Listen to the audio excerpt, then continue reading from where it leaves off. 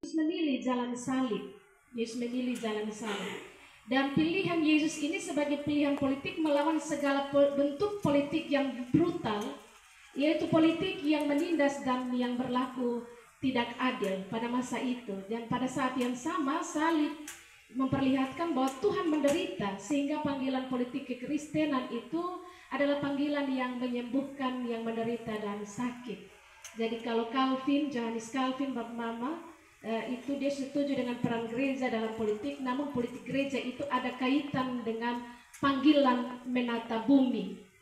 Dari Yesus membangkitkan harapan dan rahasia bagaimana gereja harus bangkit melawan penindasan dan berpihak pada mereka yang lemah, termasuk bagaimana keterlibatan gereja dalam menyuarakan suara profetis atau suara kenabiannya. Kalau dia melihat kondisi sekarang, maka dia tidak bisa tinggal diam, tetapi dia perlu juga berbicara. Kalau di Indonesia, nama yang tidak asing lagi, Johannes Lemena menghembuskan model politik kewarganegaraan. Prinsipnya adalah di satu sisi kita ini warga gereja, tapi di sisi lain kita warga negara, dan kekristenan harus memainkan peran politiknya dengan baik. Arah politik gereja adalah menjaga supaya nasionalisme bangsa itu tetap terpelihara, sehingga yang namanya berbeda-beda tetapi satu, tadi Bapak juga bilang merawat budaya di alor taramiti tominuku, artinya apa? Itu terwujud nyata tentang sikap politik nasionalisme di situ. Dan gereja, arah gereja dalam berpolitik adalah arah gereja menjaga agar nasionalisme bangsa itu tetap terpelihara. Nah, Bapak Mama, panggilan gereja dalam politik itu sebuah kesaksian. Kalau dalam gereja disebut sebagai marturia. Dalam Yeremia 29 ayat 7 dia katakan, usahakan kesejahteraan kota kemana kamu aku buang, berdoalah untuk kota itu kepada Tuhan, sebab kesejahteraannya adalah kesejahteraanmu. Dan itu menjadi sebuah panggilan gereja. Dan gereja bermarturia tidak hanya sebatas komunikator saja atau pelapor, tapi dia bersaksi melalui perilaku kehidupan yang nyata tiap-tiap hari di semua lini kehidupan, termasuk di dalamnya bidang politik.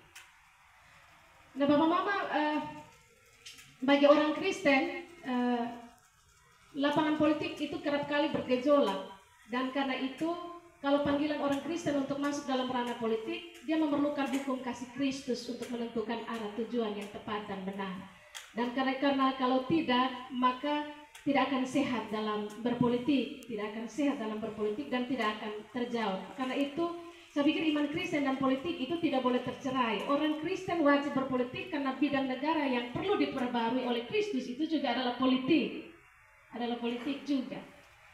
Bagaimana ketika para pemimpin-pemimpin keluar dari rel yang sebenarnya, itu kita sebagai gereja juga tidak bisa tinggal diam. Karena itu gereja harus memainkan peran politiknya tentang bagaimana melakukan ada tujuan ketika gereja terlibat dalam keterlibatan politik, yaitu tujuan korektif atau tujuan pastoral, mengoreksi ketika ada pemimpin-pemimpin yang keluar dari rel yang seharusnya. Gereja memainkan peran di situ untuk melaksanakan pastoralnya, tujuan korektifnya. Ada juga tujuan normatif, dan tujuan normatif bahkan juga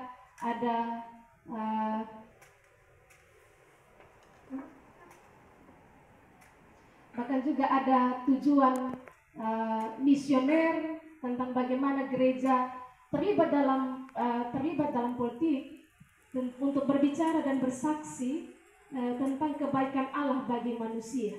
Bahkan juga ada tujuan edukatif, yaitu memberikan pendidikan politik bagi warga gereja untuk peduli terhadap panggilannya di dunia, termasuk terlibat dalam politik, bahkan juga sekaligus berfungsi juga dalam memainkan politik praktis. Nah, itu bagi orang-orang gerejanya, jadi Bapak Mama, ketika gereja hadir di tengah dunia ini, gereja melihat teladan Kristus, bahwa Kristus juga memainkan perannya dalam bidang politik. Ketika Yesus hadir di tengah dunia, sebenarnya dia sedang mau menjawab pergumulan politik.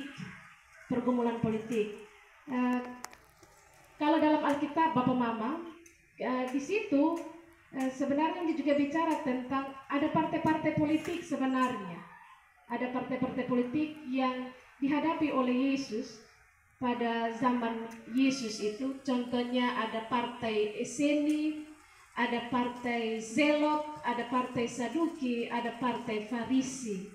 Itu 4 partai yang hadir di tengah-tengah keberadaan Yesus ketika Yesus mau memainkan perannya sebagai seorang yang bergumul untuk perubahan dalam tatanan